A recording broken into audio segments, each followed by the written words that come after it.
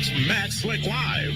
Matt is the founder and president of the Christian Apologetics Research Ministry, found online at CARM.org. When you have questions about Bible doctrines, turn to Matt Slick Live for answers. Taking your calls and responding to your questions at 877-207-2276. Here's Matt Slick. All right, everyone. Welcome to the show. Hey, it's me, Matt Slick.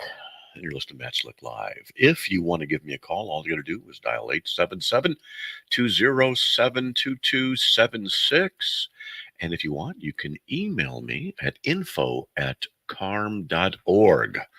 And we're being broadcast right now on Clubhouse. Hope they can hear me in there. If they want to let me know they can, that's good. Just verifying.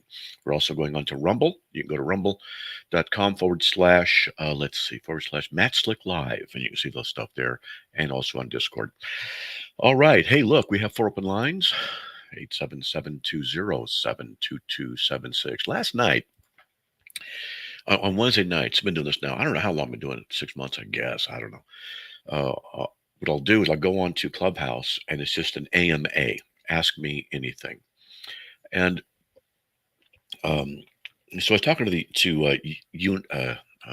Unitarians, okay? I got to be careful because I say universalist, but it's not universalists. Those are unis.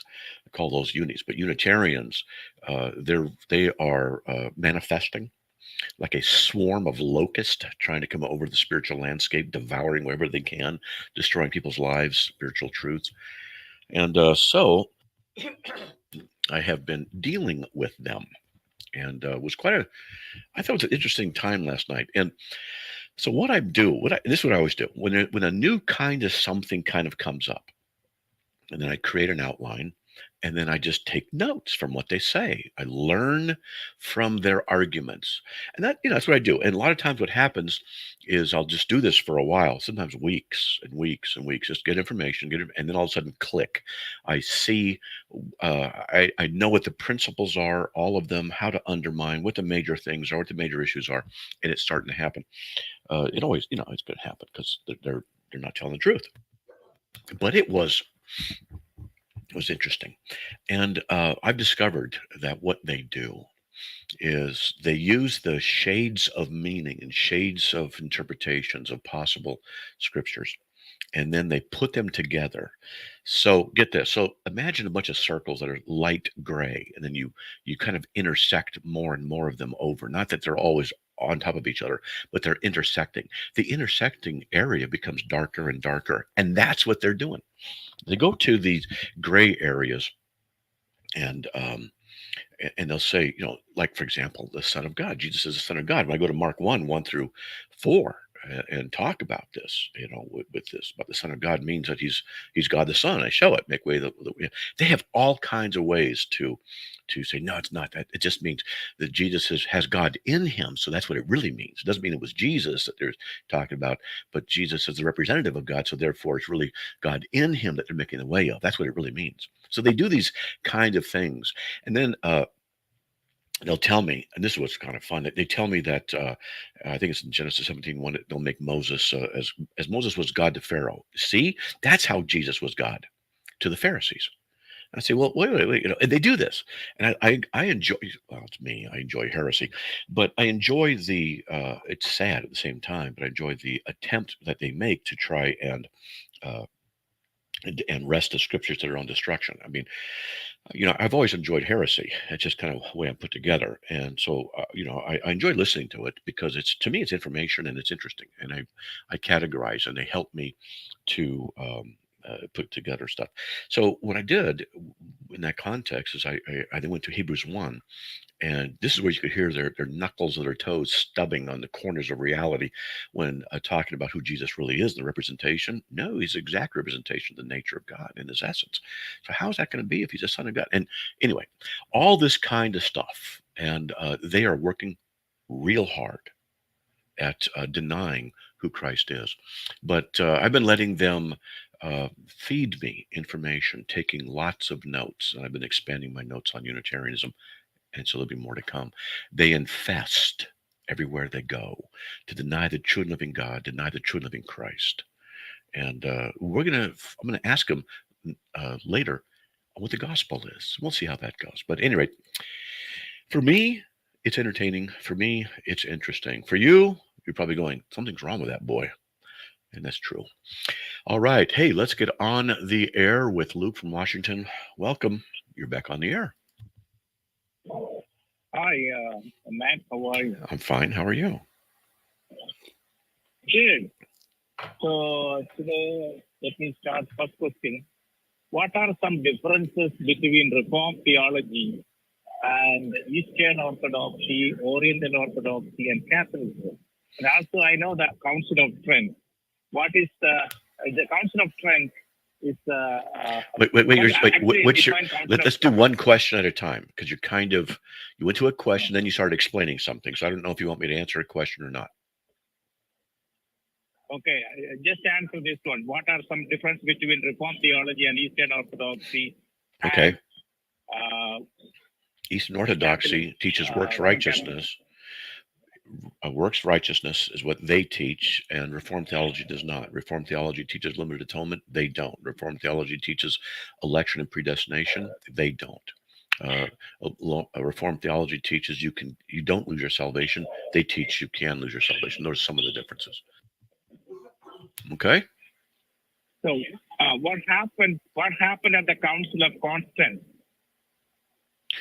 Well, I think some of the guys tripped over a couple of stools once, and then there was somebody who wasn't feeling right. I think a couple of guys got in an argument in the back room, and some birds were flying around outside, and then there was some sunlight and wind blowing. I think that's what was happening there. So, what happened at the Council of Trent? Yeah, and then also they went out and got something to eat, and they got a lot of food, and they would go out to their places, they'd rest, and they discuss stuff. Oh my goodness. Well, I'm just answering your question. See, with a lack of specificity, then you get lack of a specific answer. Okay. So another thing, in 1400, 1300, this Oriental Orthodox Church went to India, and they established churches. At the same time, in Catholics, Roman Catholics, they're spreading their gospel all over the world. So there are some churches in India. They are called Oriental Orthodox churches. So they're still similar to Eastern Orthodox Church, but they claim that they are the oldest church in the world, and they don't have any reformation happen. Do you have a question? Whatever happened. Okay, waiting for a question. Whatever happened to Catholic Church does not affect their church. They are entirely different from Catholic Church. I'm not. They still claim that the church. I'm having trouble understanding you, and I'm waiting for the question. So the question is Orthodox Church, that is Oriental Orthodox Church, they have three synods. That is Constantinople, Ephesus, and one more I forgot. Okay. So they're claiming that they are the original church, not Eastern, not Catholic. Okay. How do you claim their claim? Are you agree their claim? They are the oldest one, Oriental Orthodox Church. I can tell you the Oriental Orthodox. Okay, hold on. I'm asking for a question. Give me a question. Give me a one-sentence question. Okay, go ahead. One-sentence question. Okay. Go for it. What is your view on Oriental Orthodox Church? I haven't studied it enough to be able to tell you, but from what I have seen, it's so similar to Eastern Orthodoxy that it also is a false religion. Okay? Okay. What is biblicism? I'm a biblicist. What is biblicism? Okay, well, tell you what, we got some questions. We're going to move along. If you want to call back, you can call back, okay? And then we'll get some more stuff there. Let's get to Dave from Texas. Dave, welcome. Whew, you're on the air. Dave's not here. Dave, are you there? Oh, man, I'm not hearing anything.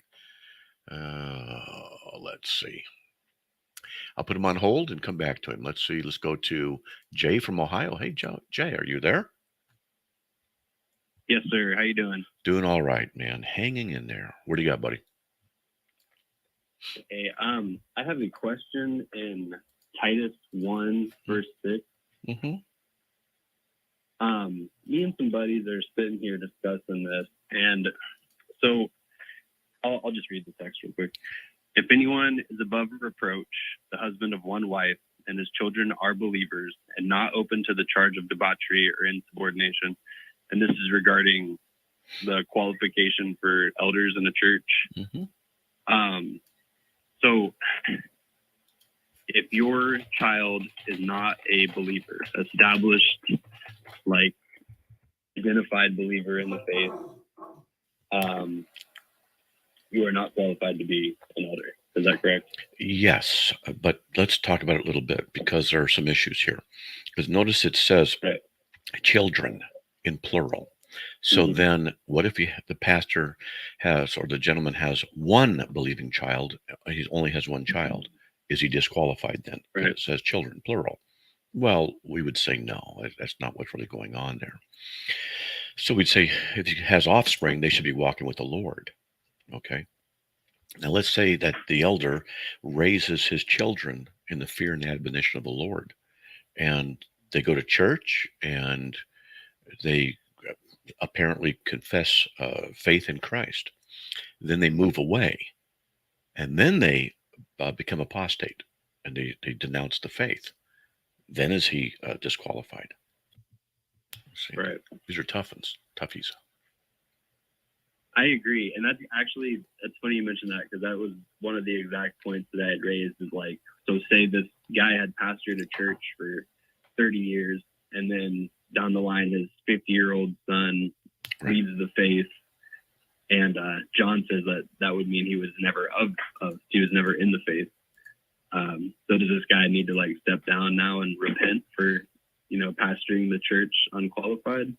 No, because we don't know what the true state is of the children. Just as my children, 2 out of 3 have renounced Right. the faith, and we raised them in Mhm. the fear and admonition of the Lord. And they would go to church, and each had made professions. Well, okay, we're doing our job. We're doing what we're supposed to do. And then they've all moved out because they're in their 20s and 30s. And 2 of them are no longer of profession to be Christians. So now what? I mean, that's the serious issue and it's not just me. There's a lot of pastors where that's the case. Then what do you do? Yeah. Well, yeah. Well, we have a pastor in our church right now who his wife is pregnant.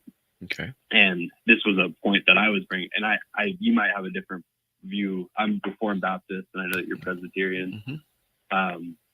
If he, I guess, come at it from my theology for a sec.